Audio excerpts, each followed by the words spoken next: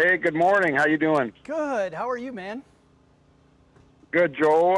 Joel Saul-Sehy, personal financial expert, and the popular Stacking Benjamins podcast. And Joel, it's summer vacation season, a lot going on. There's deals, but it's if you haven't looked lately, it's expensive to travel, especially with a big family. And you're here to fill us in and give us some tips for the summer.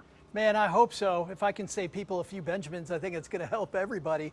But you hit it on the head, Rick. I mean, costs are up 15% on travel versus before the pandemic. And some of the numbers there are even misleading. Like you look at the cost of getting on an airplane, on the cover that looks the same. But as you and I both know, and a lot of people hanging out with us know, that now airlines are quoting basic economy. So if you want to pick your seat out, or if you want to have any bags with you, which if you're going on vacation, you're going to, pack a bag, that price that they're advertising is not really what you're going to pay. So whether you're traveling alone or with a group of people, the cost can be a lot more than the advertised cost. Restaurants are much more upfront, by the way. That price is just up 30%. And I think everybody has been to a restaurant recently where they, I feel like my dad, Rick, where I'm like, are you kidding me? You think I'm made of money? It is so expensive now to go to a restaurant. So I think for those reasons,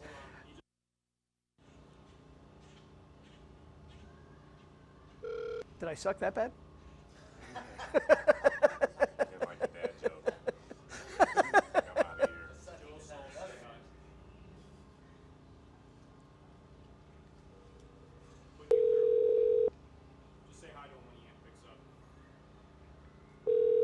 I'm going to ask him that.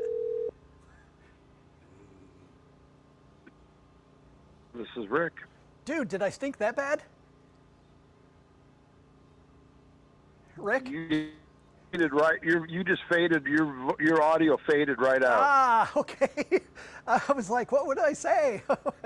Where do you want me to start? No, that's okay. We can pick back up.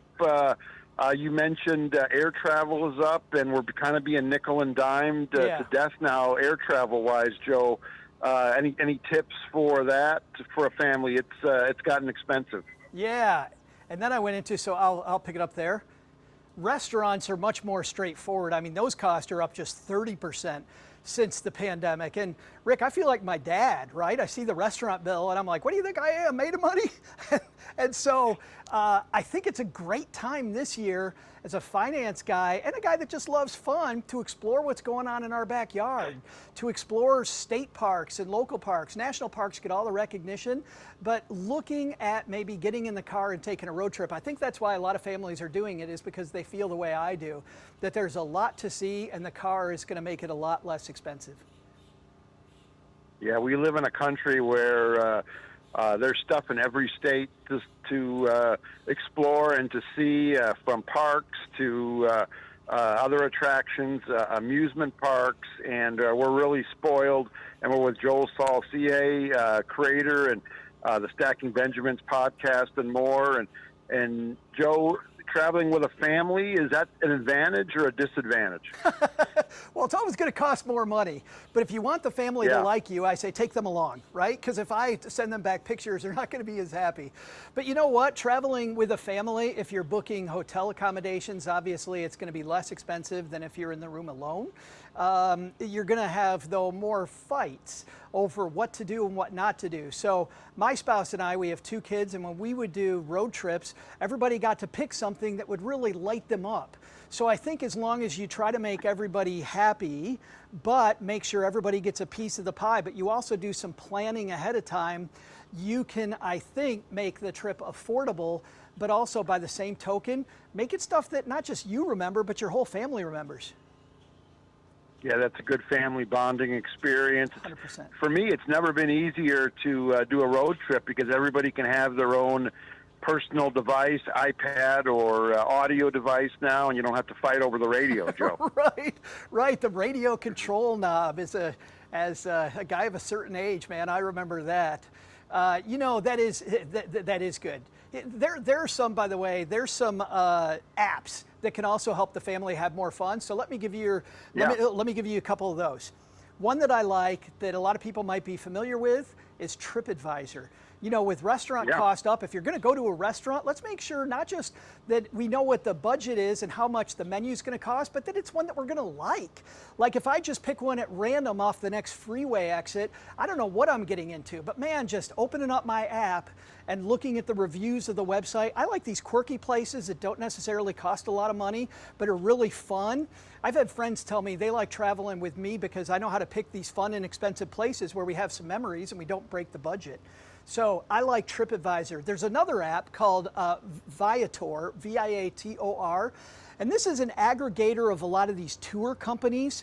And you can go into any small town. I live in Texarkana, Texas. We have a history tour, even in my little small city of 60,000 people, where you can find out about the history, about the gunslinging late 1800s in Texarkana, or the railroads that came through town. They have these history tours all over the place, and they usually don't cost a lot of money. Also, haunted tours.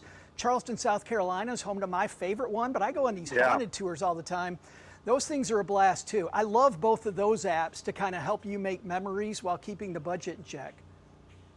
Yeah, if you ever watched Smokey and the Bandit, they were thirsty Texarkana. in Atlanta, and there was beer in Texarkana. That is Joel. my hometown, So, brother. That's my hometown. Yeah, I've been before, and I do a lot of sports travel and sports related things. Joe, any tips for getting or apps? I know my favorites for getting tickets for cheap for sporting events. Oh yeah, 100%. I think, buyer beware, because when it comes to those sporting apps, as having done it, I'm a guy trying to go to all the Major League Baseball stadiums around the nation. And I know that often just the MLB apps, so I don't have all these ridiculous excess fees. And when you do a simple Google search, here's the problem that I have. The app through the stadium doesn't come up first. Often other seat brokers come up first. Sure. And I've just gone on really quickly, and I think, holy cow, it cost a lot of money to go see the Detroit Tigers or the Texas Rangers, whatever it might be. And then I go to the actual Detroit Tiger website as an example, and it cost a lot less money. So for me, if it's a professional sports team, I start off with what's the cost going directly to that site, and then I go to all those different quote unquote discount tickets, so I know what my baseline is before I start doing the comparison. Sure. What's your on the side? Here's a loaded question, Joe. What's the ballpark so far? Oh, 100% San Francisco. I don't even remember what the name of that park is. It's been Oracle. It's been all kinds of things. Yep. But that is mine. But man, a road trip to see baseball stadiums, I did that before. So getting in the car, I think going to a place. I'm going to give you a great website, experience.gm.com. Goes into not only reward points programs, goes into how to, because you can stack those as well. I also like the fact that your car's health. You don't want to be the Griswolds on the side of the road, right, when you're on your trip. So experience.gm.com. Well, don't go through East St. Louis. That was the issue there. That might be. Is that the lesson? Is that the takeaway from the Griswolds? I don't know. Yeah, Joe, great talking to you. Pittsburgh's my favorite stadium that I've been to. That's my number two. That's my second. Yeah, that's a great one. And not only because I caught a foul ball there as well. So, but lots of great sports-related travel and other things out there. Joe, thanks for coming on, and have a safe summer. Thanks a lot, man. I wish everybody a great 4th of July holiday.